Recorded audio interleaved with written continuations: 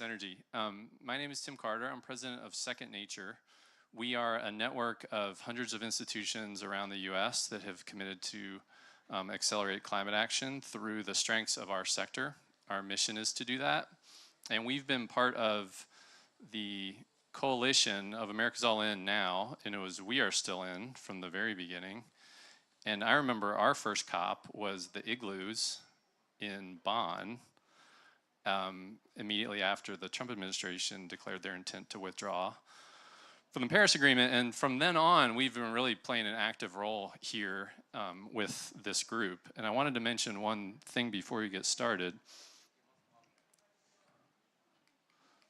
Let's see. With support from WWF, we were able to its distinct set of assets to accomplish cross-sector climate action. So not just self-serving climate action, but climate action that actually helps the cities, the states, the faith institutions, the cultural institutions, healthcare, et cetera. And what is different about higher ed that helps with that? And so we just recently published a really short paper on this about the 7 distinct attributes of higher education. And these include things like knowledge creation or knowledge transfer. Credentialing is an important role that higher ed plays. We serve as a trusted voice, a trusted convener, the opportunity to serve as a living laboratory. I'm sure we'll get into that a little bit. And one thing that I thought was fairly interesting in thinking about higher ed is the role that alumni play. How many of you went to a college or a university? How many of you still get hit up from your college university to do things? Yes, most people. So distinct from other types of sectors like the business community, if you had a past job, you're probably not as loyal to that company as you are to your alma mater. And so if we can more effectively leverage that type of asset, that is a distinctive of our sector that other sectors don't have. So if you have a chance and want to download this resource, please do that. That would be great. What we do, though, today, the reason we're here is to think about the role that senior leaders play in driving climate action. So I want to ask, first of all, 3 questions. Well, really 2 questions, but the third will come out. How many of you are presidents? How many of you are provosts? How many of you are at an institution that had a president or a provost? So you have some kind of idea about what a president or a provost is or does, but none of you are them. And what we want to do with this panel is really understand more fully what it is that senior leaders do, how they think about their work as it relates to the climate action that they want their campuses to take, with the goal that because they are in their positions, they are able to leverage different types of resources than what a faculty member might, or a student might, or another staff member might. Doesn't mean they're better. It just means they have different types of resources they can leverage. And I think that's really important to understand that, and that they operate under different sets of constraints than what you might be operating under as a faculty member, a staff member, or a student. For our partners in the room, it's important to understand what senior leaders have to think about whenever you want to partner with higher ed institutions. So part of what this panel hopefully will do is give us some starting points for how cross-sector partnerships can happen with the higher ed sector, and help you think about, if I'm a city or if I'm a state or if I'm at a healthcare institution, how would I want to engage with the senior leader of the institution that happens to be located in my geography? So that's the intent of this panel. And the way we're going to do this is just kind of the typical panel format. I'm going to ask a few questions and we're going to have discussion. And then we're going to have time for questions from y'all, because you might want to ask them things. Does that sound good?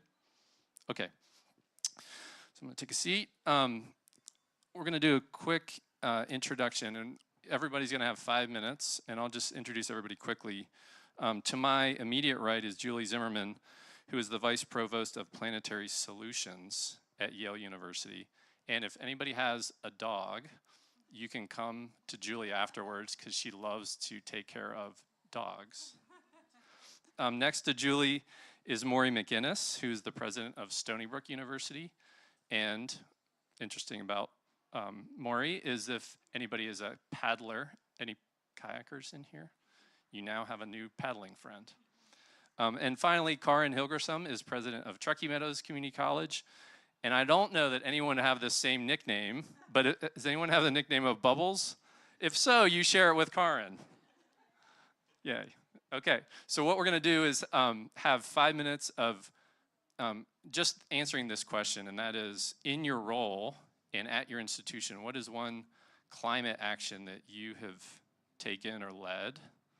And how did your role, like, what did you do in your role to influence that? So we'll just go down the line for this first one. Great. So I'm going to start, even though I've only been in my role for 2 months, so I might talk a little bit historically about what Yale has done. So Yale launched Planetary Solutions as a program in 2020. We didn't call it climate and sustainability on purpose. The university chose to call it Planetary Solutions because we already know how bad the problems are, and this is really getting the university to focus everything from academics to operations to the endowment to how we come and influence global discourse like at COP on solutions to the planetary challenge we face. In particular, climate being the 800-pound gorilla, but also thinking about other things like biodiversity and making sure the solutions we put forward are inclusive and just as we make these transitions and solve these problems. Yale has a long history of doing really deep, thoughtful, innovative research to advance these solutions, and I think one of the big pivots in recent years has been really to move those solutions and research out of the university to have positive impact on the planet. Our flagship program in the research space is what's called the Yale Center for Natural Carbon Capture. This was a $100 million gift that was started by FedEx and has been joined by several other airlines now, focused on natural solutions to the carbon crisis. So this is, how do we use the land, the oceans, and the forests to address climate change? How do we verify those natural solutions so that they're scalable and that they're investable for others? So the idea is, can Yale develop offset scenarios where we can then turn around and buy offsets from our own solutions and make them available to others who can also address and solve their climate problems in these same ways? As we approach this, of course, research is great, and it's the bread and butter of the university in addition to education and training, but it's thinking much more broadly about what that means, not just educating our students, but educating our staff, and then thinking, as we decarbonize our own campus, how do we educate the workforce we need to partner with us to put those projects into place? So this is really a holistic and system-wide idea of what a university could be doing, and how we, as I think one of our other great assets, this living laboratory is a great one, is that we can take risks. We're a university, we're about education, we're about doing research. We can try things and they might not work, and we still get to declare that a success because we learned something. And how do we really step into that fully and take those opportunities to try, test new technologies, test new ideas, and then learn something from them that we can share with others? Great. Awesome. Thanks, Julie. Maury, go ahead. Well, good morning. Great to see you all. I'm Maury McInnes. I am president of Stony Brook University. And if you've not heard of Stony Brook, we are a public university in New York, located on Long Island, and a relatively young institution. The institution's only about 60 years old. And we have long had research leadership in the areas of conservation, of green energy, of battery technology, and very active in the offshore wind that is taking place on Long Island, partnering with Ørsted in both the research space as well as the education space, and partnering with local community and technical colleges in workforce training for offshore wind. And about 2 years ago, New York City launched a competition to create a climate science solutions center on Governor's Island. And for those of you who may not know what Governor's Island is, this remarkable little island off the southern tip of Manhattan. So, you know, looking up at Manhattan over to the Statue of Liberty that had been a Coast Guard base for many, many decades. And the city wanted to turn that island into a place for a climate science solution center with an anchor higher ed institution as the anchor institution. And given our longstanding strengths, given the work at our university as well around a variety of social justice and environmental justice issues and equity issues, and our deep commitment to the kind of research that makes a difference in our communities, I, as president, thought we obviously needed to enter this competition and we needed to win it. And we went about doing this in a way that differed from many of the other higher ed institutions that were mostly putting forward the idea that they would bring their multidisciplinary research to creating a campus and delivering degree programs. And we instead asked the question, what can higher ed do that more quickly is getting the great research that institutions are doing more deeply embedded in understanding the needs of the communities that we hope to serve and developing solutions that will work for those communities? And how can we partner better in terms of sort of policy solutions, and what should the role of corporations be in designing these solutions? And so we began building a coalition that, by the time we were announced as the winner last April, included about a dozen higher ed institutions, 30 New York City-based community and environmental justice groups, and 3 major corporations who are all committed to the creation of this new nonprofit called the New York Climate Exchange. And I'm very pleased our CEO of the New York Climate Exchange, Steve Hammer, is here this morning as well. And so for us, this has been a long journey of learning how you bridge these different sectors and cultures to actually all be at the table together, learning how to even speak the same language, to figure out how you're then going to both identify the problem and get to solutions. We're in early days. We were just announced in April. Our first CEO just started on December 1st. But we are actively at work across many different sectors because our work is intended to span both very kind of hyper-local New York City needs, and that can be around composting or workforce development, to the more obvious higher education things that we all know how to do well, research and, thinking about that as well as education, but also a research technology accelerator, working with our corporate partners of how could we more quickly take the solutions developed in research and bring those to market, and designing what will be our campus on Governor's Island, which will be a literal living laboratory that will both be places where research is taking place, available to a public who visits Governor's Island 1 million or more a year, as well as the technologies we are putting in place in the creation of our campus, which, as you said, we can take huge risks there, like building the first massive timber building that will exist in New York City, and putting in place the kind of technologies that the city's going to need to deploy that they currently are not, and hopefully creating a campus that can become a convening space, not just for the city, but more globally for the many ways in which New York can often be that kind of global convening space. Awesome.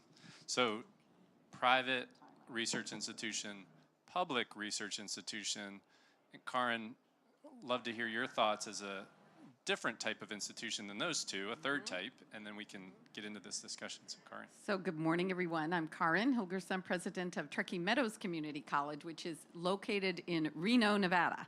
And we serve the Reno, Sparks, and a little tiny bit of the Tahoe area. I will say, though, that the journey actually began in 2007 when I was very fortunate to work for an inspiring president, Steve Van Osdol at Walla Walla Community College. And the year I arrived as a vice president, Walla Walla opened its water center. And it was focused on water conservation, but more importantly, providing a space to work through and mediate conflict between farmers, between other locals who were struggling to manage water supply. And they call it the Walla Walla way. The town's so nice, you named it twice, and it worked. So, but Steve got me involved in an organization at that time, which has now morphed into Second Nature. And ever since that year, I have taken a climate action message every college I've worked at, including Truckee Meadows Community College. I will say that it's been very easy in Nevada in many respects because of the Tesla effect. When Elon Musk put his huge gigafactory about 30 minutes away from Reno, and he assigned a person to help get a workforce together, and that person fortunately connected with TMCC right away. And I still have a good friendship with Chris Riley, who's the ed liaison for Tesla. But I arrived in 2016 and in June, and Tesla said, gee, we need 2,600 workers by December of this year. Can you help? And Panasonic was, yeah, we need several hundred. Can you help? I said, oh, well, we'd love to help. And we did, but it was hard to figure it out at first. But I will say that we customized basic entry-level manufacturing training with Tesla and Panasonic, and then created pathways all the way up to an applied bachelor's degree for the manufacturing world. And that was really important. But since that time, so much more has happened, making it easy for us to be really great workforce training providers in the renewable energy sectors. Because of the Tesla effect, many, many companies have been relocating from typically the Bay Area, California, sometimes New York, but they're relocating from higher tax states to Nevada. The state has been very friendly with tax abatements, honing in on innovative startup companies, living wage companies, and companies focusing on renewable energy. It's been pretty amazing seeing governors, 3 in total, 2 Republicans and 1 Democrat, who have all been pretty laser focused on developing an economy that's not just gambling. Right? And we still have a lot of gambling, and it still helps fund my college, and it also funds much of the state-of-the-art equipment that we have for many of these programs. So that's been really wonderful to have what I consider support from the state on setting up programs relatively quickly in the renewable energy sector. The latest thing is batteries. Northern Nevada is becoming a lithium battery hub for battery recycling, for new batteries, for new battery designs that are lighter, that will use less bad things like short supply, cadmium, nickel, things like that. So there's a lot of incredible startups happening. A lot of those researchers are in California Bay Area, but they're choosing to move to Reno because it's easier to conduct business in Reno. I feel incredibly fortunate. When I first arrived at TMCC, one of the first things I did was call Tim and say, can we want to sign the resiliency commitment? And as a president, I've learned back from my Walla Walla days, get the students involved. They can say anything they want, and I can't. Get the students involved and get the faculty involved.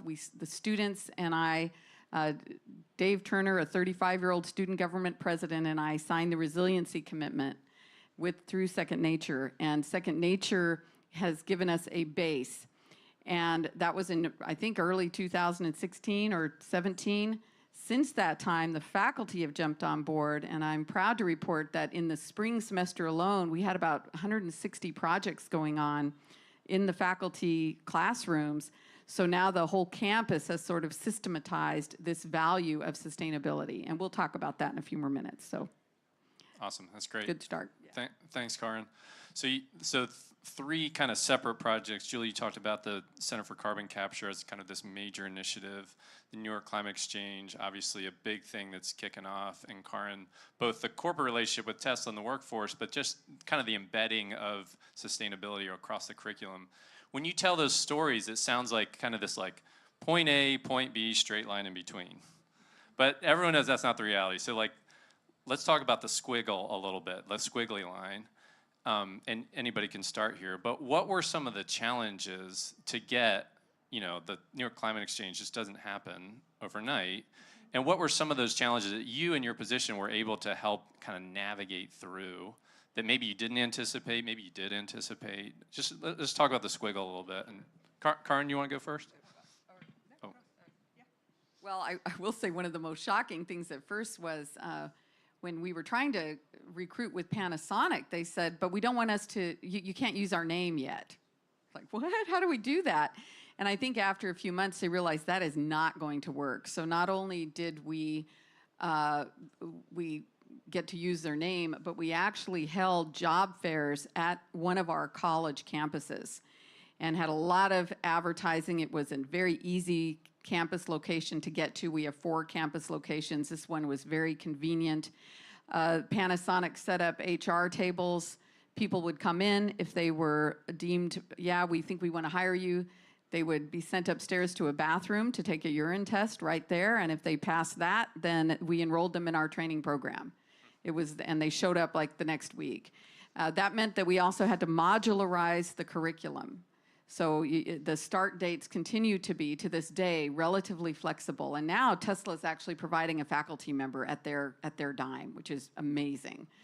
But that took years. Like you want us to train for you basically, but we're paying for everything, and we're like, well, yeah, but we're in startup mode, and they truly were in startup mode back in the day. But now that the stock's doing pretty well and they're on a roll, they've been wonderful partners. So did you set that up with that expectation, or did that kind of just evolve as the value proposition kind of got better for them? I started talking to Tesla about that in 2018, saying, at some point, the dream would be that you fund the faculty member. It's at this college campus.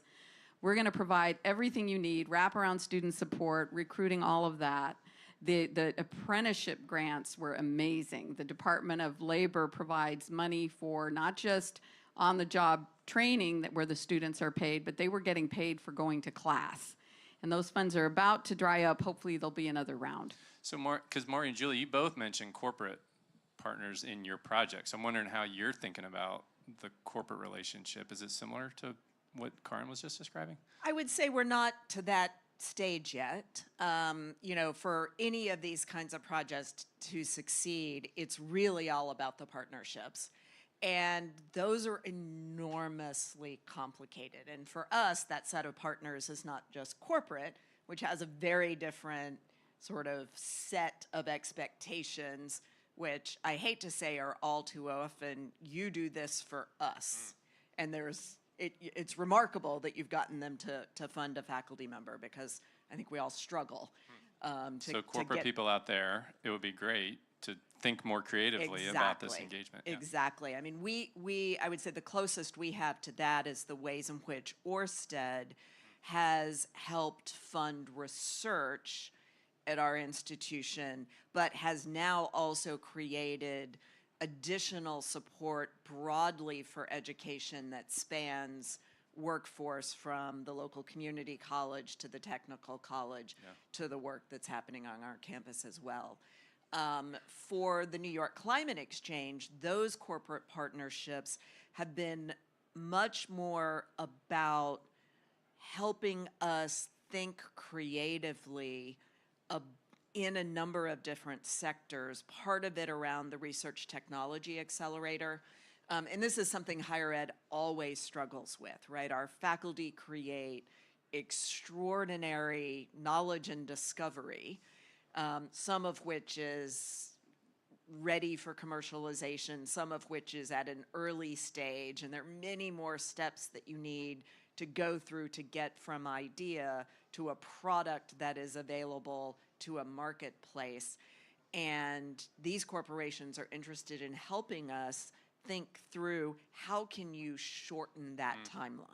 And so they use, it's advising expertise, is that the way it's advising expertise, it's how can we build the kind of ecosystems that will allow our faculty more quickly to have access to capital, in really shorten that sort of entrepreneurship stage, but also by having them at the table, we're more quickly getting to solutions that can be deployed. You know, quite often there's a kernel of an idea there, but boy, do you have a lot of work to do Yeah, to yeah. get to something that can actually be employed. Yeah. For us, for the New York Climate Exchange, though, those partnerships are not only how do we get multiple higher ed institutions to be working together together. That's not something we commonly do.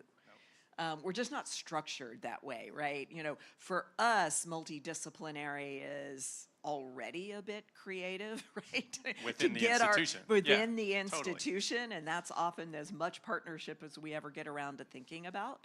But then what would that look like if we're trying to bring that together across a dozen different institutions? Yeah. And so having these research streams of faculty from our dozen institutions that are sitting down at the table together and constantly thinking bigger and constantly thinking in these bigger partnerships has been enormously generative and exciting. Cool. But then we, of course, have a whole set of partnerships we have to manage that are not only about New York State, which comes with, we'll just say, a level of bureaucracy. And then we've added to that New York City, because this is very much a city-sponsored project. And But we'll there's just no say bureaucracy in New York City. at none least. Just the whatsoever, state, yeah. right? And so Yeah. it's a very complicated set of relationships where you're trying to manage both sometimes what are really hyper-local concerns that are also simultaneously having sometimes global ambitions. And so I think part of what we're trying to figure out how to work is across those many different scales. And just to push on this a little bit, in your role as president, do you help things get unstuck? Is that a key part of it? Is it like relational capital that you can then spend that other people can't? It's mostly relational capital, yeah. right? So you know, my position as the president of Stony Brook is related to New York Climate Exchange. I'm the chair of the board. And Stony Brook controls a number of the board seats on this separate nonprofit, but our other higher ed institutions and our corporate partners and community partners also occupy those other board seats. What I can do with a set of relationships that are both embedded politically in the city, politically in the state, across us other institutions to the presidents of the other institutions, we can provide, we kind of have a bully pulpit to be able to say to our partners, this is important. If you want this to succeed, here's what you need to do in your own entity to make this work. Or I can lean on my political relationships to say, hey, you know, we're struggling at this. Who do we go to? How do you help us open this doorway that at the moment is seeming closed?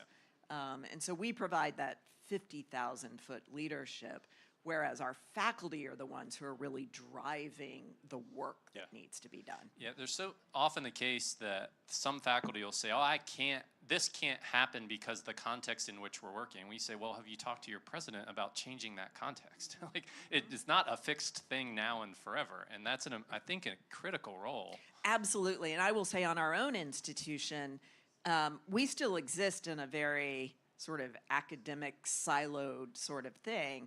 And I want us to drive greater innovation in thinking about both how we're structured in terms of, you know, the research organization, but also the educational curriculum that we are offering.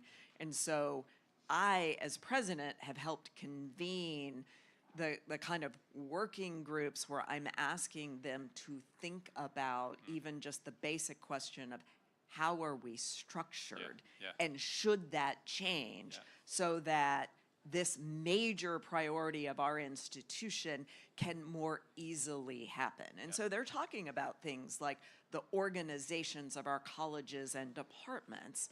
And I can't promise we're gonna ever change that, but we need to be asking the questions, right? That's only happening. Faculty could want it to happen, and if they didn't have support from the top, it would never change, right? And I'm sort of asking it to happen, but giving faculty, therefore, the platform to try to think creatively. That's where I'd love to hear, Julie, your thoughts as someone who's coming in as like I'm kind of closer to, I'm under the provost, so I'm in the provost office. I'm in kind of more in the academic world. I'm not the president. So how do you respond to, and maybe touch on the corporate relationship with the center too, but how do you respond to then that call to reorganize? Or like, would you love more of that? You know, would that be a great thing? I would love to have a president who like really pushed us in that direction. Or, you know, how would you feel about that? Yeah, so I think this is a really interesting thing, and you hit on very well, is that we have faculty who do curiosity-driven research, and to change that relationship and have. I think your mic, there we go. Thanks. So if you have a company now come in and say, we're really interested in X for a solution, here are our constraints, here are our needs, and getting faculty to orient their research to something that's beneficial immediately to a company is hard. And if you talk about restructuring a university, what those faculty are rewarded for, promotion, tenure, what we call success in academia is not commercializing a technology. So there is this inherent disconnect, and so I think leadership really comes in to say, we value that work, it is important. You are not going to be penalized in your career for orienting your research to something that is more applied and more immediate and has a role in the marketplace, which is an unusual thing to have happen. And so I think having leadership say, we're going to ask those questions and we're going to question how we evaluate you and your success and your contributions to the university to higher ed in a different way than has historically been done is a big change in higher ed, and it needs leadership at the top. And do you see this idea of kind of like if the faculty would ask in a way that would be receptive, there would be more opportunities for you to leverage your leadership role? So by that I mean, maybe you don't know what the problem is until the faculty actually come to you and say, hey, I can't do this or I can do this. For the faculty or the researchers in the room, would that like help you be able to understand that need better, or are you going to be the one pushing on the faculty most of the time? How that dynamic, I think, is an interesting one. Yeah, I mean, I think you need both in many ways. I mean, there are moments when a president or a provost can see a problem because they have the cross-institutional view, and so sometimes they can be the ones encouraging that you think about a change. But quite often, it is because faculty come to you and say, here's what's not working well, or here's what's standing in my way. And so sometimes you hear about it from that way. I'm a relatively new president. I'm in my 4th year. I started right at the beginning of the pandemic. And in that year, I knew that something was going to be different on the other side of the pandemic for higher education. I just didn't know what it was. I knew for us as a public institution, a lot of the immediate threat was a financial one.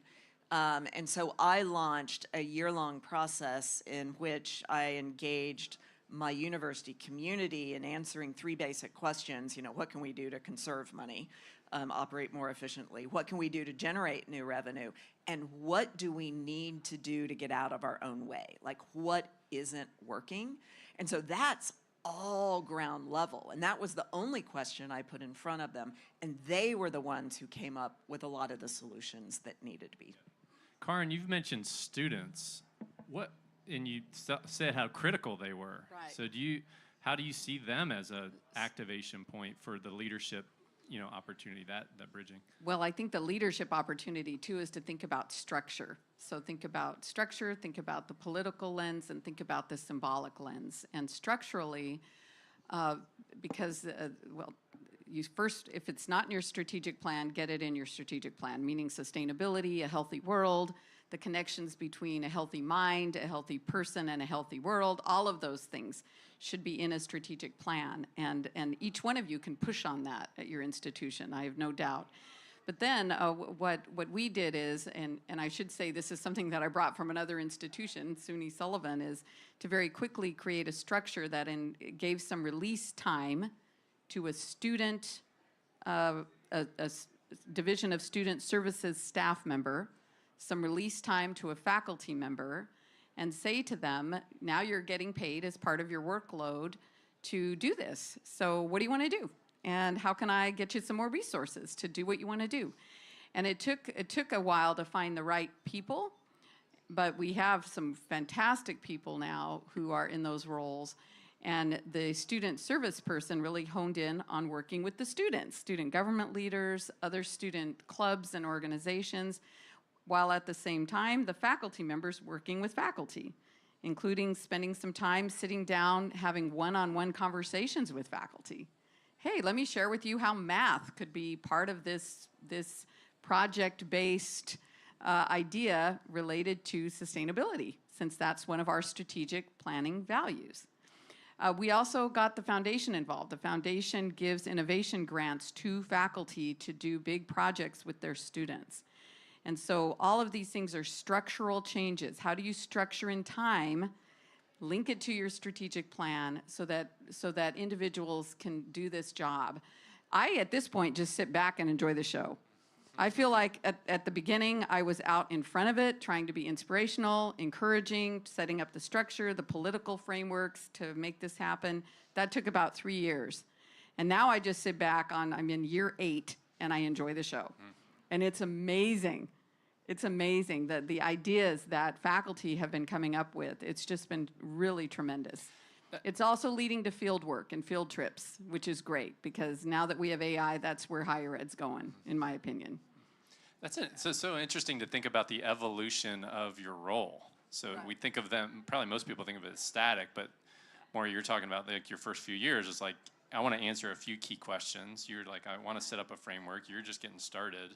But 5 years from now, it's going to be very different. Like either you kick back and eat bonbons and watch it happen, or you are just evolved into a different phase of that type of leadership. I'd like to just close us before we take some questions about how you would want to leave people's understanding of what is a possibility of the future for connections outside of campus, and what you see as a great opportunity for future partnerships. We're at the America's All In Pavilion, so we don't want to think about partnerships within higher education. Think about it when you think about what's an effective climate partnership with a city or with a state or with a business. We've kind of covered business a little bit, so maybe avoid the business. What would that look like, and what can you do in your role to help facilitate that? So I think it's a really interesting question to think about the role of higher ed in building these partnerships, and especially a place like Yale, which is a little bit removed and has a little bit of a reputation of not being on the ground. But when I meet with my counterpart who runs climate and sustainability in the city of New Haven, he says, you are our scope 3 emissions. Like if you don't figure it out, the city of New Haven can't be successful in their climate and sustainability plan. We have to partner with the city on these issues, and it's climate, yes, and if we talk about climate resiliency, where our staff live, of course, are in much more vulnerable areas of the city of New Haven than where Yale sits and our students and our faculty live. And so we need these partnerships, and we have to build them. And we were talking about, as Yale tries to achieve their decarbonization goals on campus, we don't have the workforce. We have the plan, we have the money, we don't have the people to do energy efficiency, to install solar, to do insulation, to dig geothermal wells. We don't have those people in Connecticut. And if we pull from New York and Boston, it's really expensive.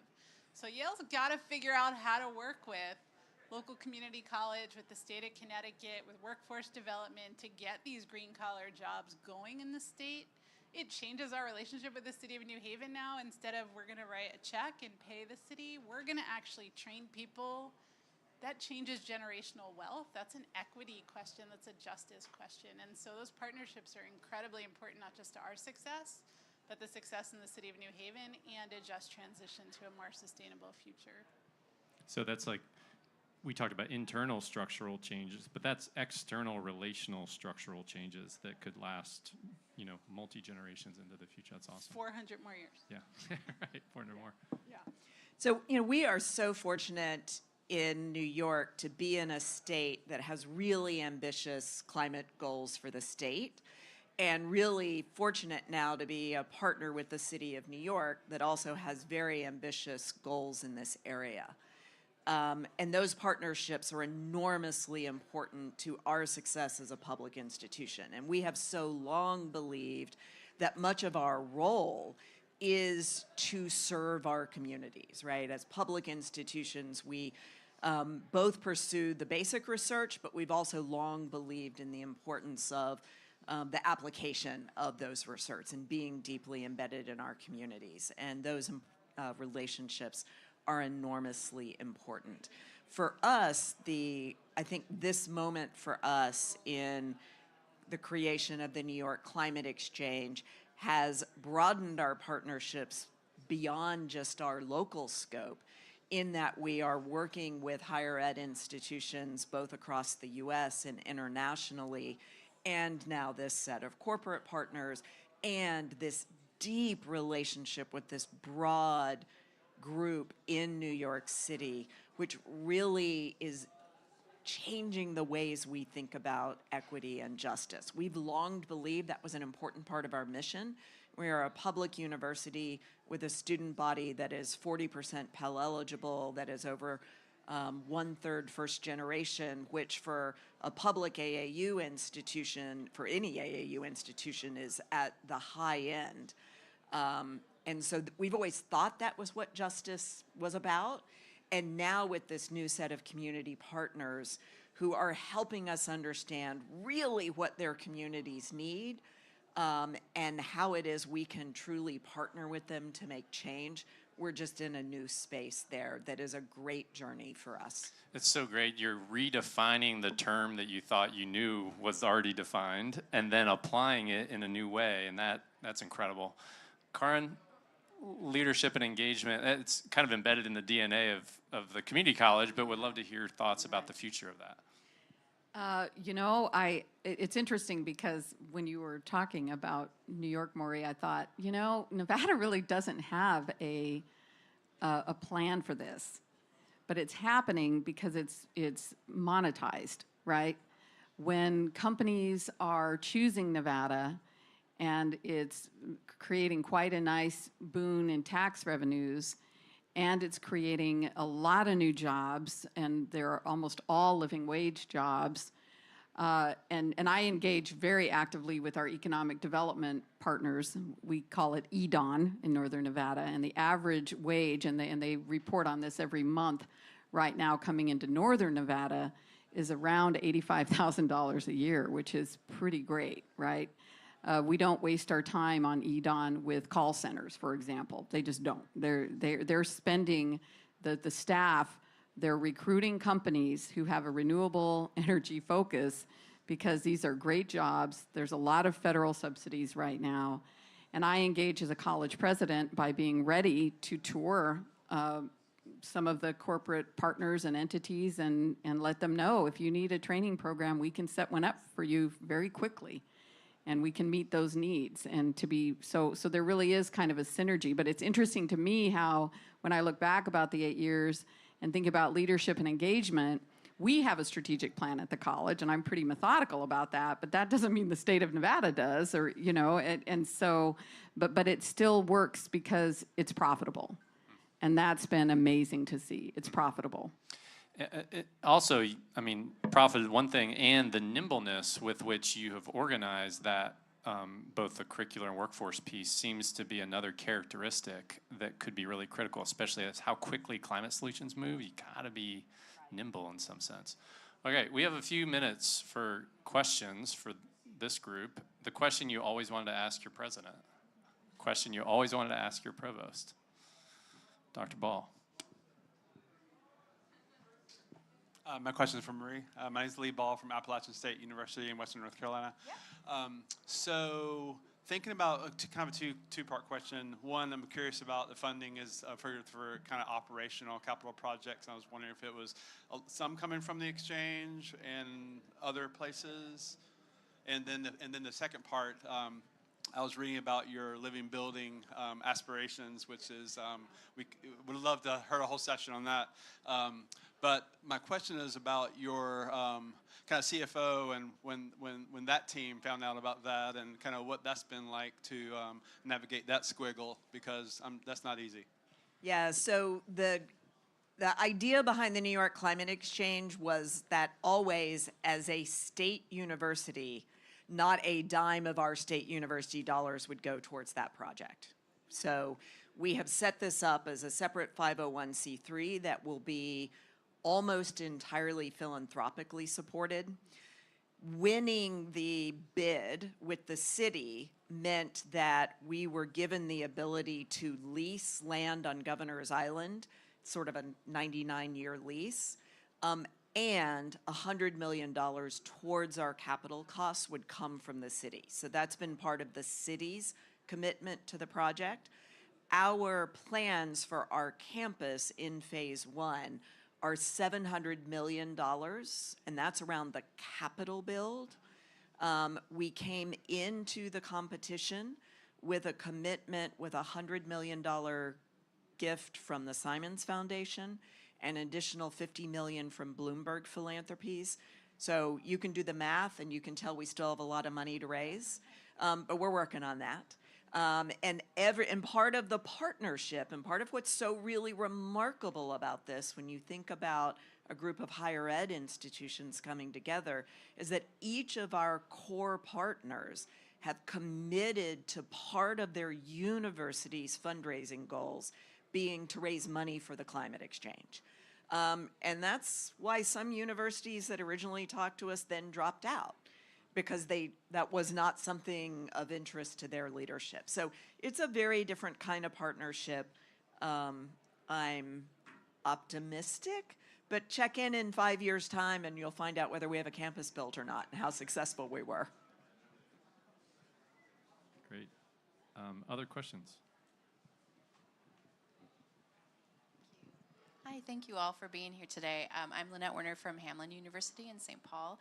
And my question is just, you touched on it a little bit, but just more broadly, how are you intentionally and purposefully embedding climate literacy or sustainability in curriculum or in liberal education requirements or other ways across campus?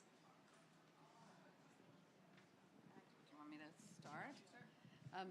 You know, it's kind of interesting because we sort of started small, and the faculty liaisons have been wonderful. There's been 2 who have been outstanding.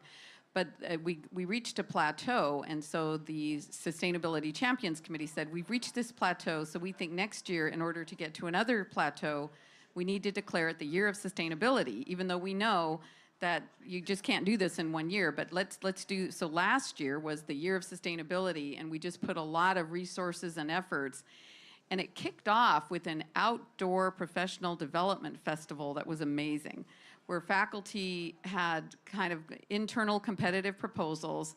They taught all kinds of projects to other faculty in tents outdoors, and that just inspired over 160 projects through the year, and it was all faculty-led and faculty-driven, and it was amazing. So, but the year of sustainability theme was just sort of got us to another plateau, and now, like I said, I think now we've reached a point where at least faculty really understand.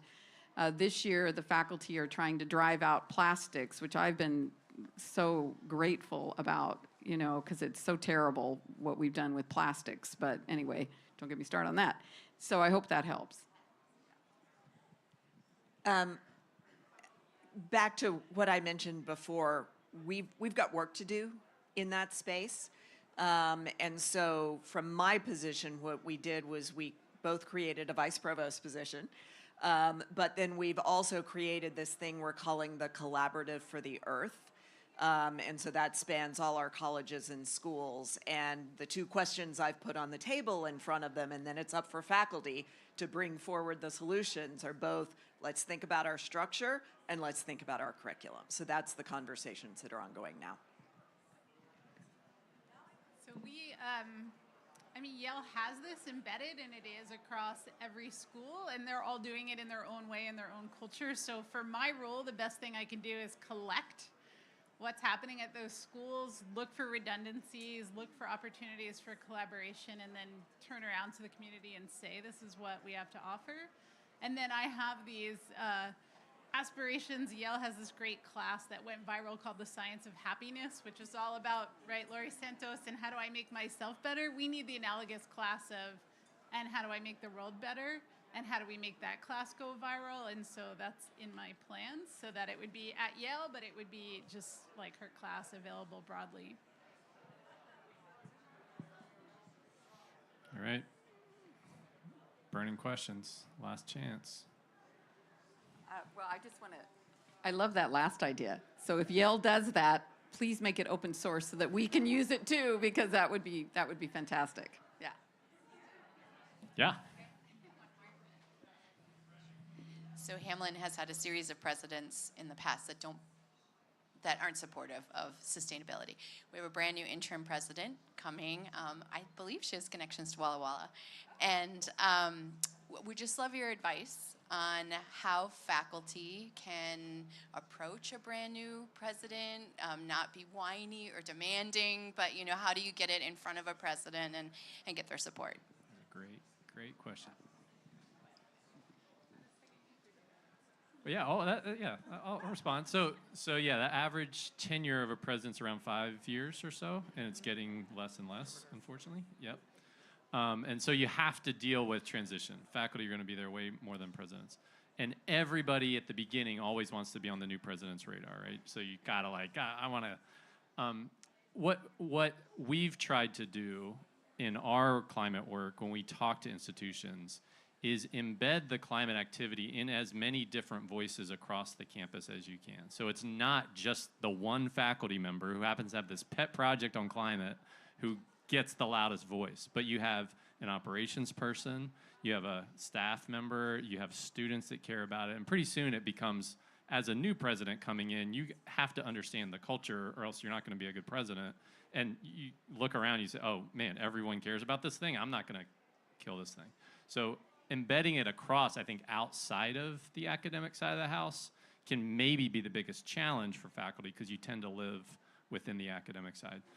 That's how we think about it. And curious how you have done transitions, how you think about it. Yeah, I mean, I would just say, as you think about, you probably have many colleagues across the institution who are committed to this work, as well as student groups who are probably also really committed to this work. And so to the degree to which, even if there's not an official sort of collaborative, if you all have an unofficial collaborative, when you can come to a new president with energy, with ideas, with solutions, with things that are working, with great ideas about the ways that this is going to help continue to distinguish the institution, new presidents are very often happy to have someone come to them with great ideas for what is working.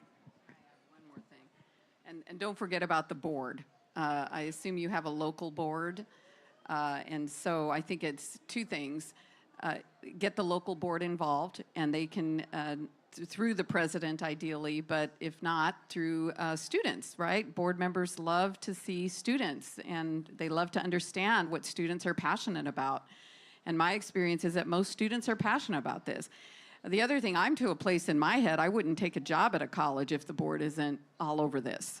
I mean, seriously, that's where I'm at. And so part of it is when you hire your permanent president, push on that job description that you want a president who values a healthy world and understands why climate action is so important. That's great. Okay, so hopefully you got a little bit more perspective from our panelists, and really grateful that y'all spent the time to tell us honest opinions about how the world works from your lens and how this work can get done. I know we're really appreciative for the partnership with America's All In and WWF, and we would love to continue this conversation beyond, obviously, this panel with the institutions here as well as the broad network of institutions that we have, and look forward to expanding that outside of this. Also importantly, extra dogs, go to Julie. Need to kayak, go to Maury. You need a good nickname, there's Bubbles. So thanks everybody for coming this morning.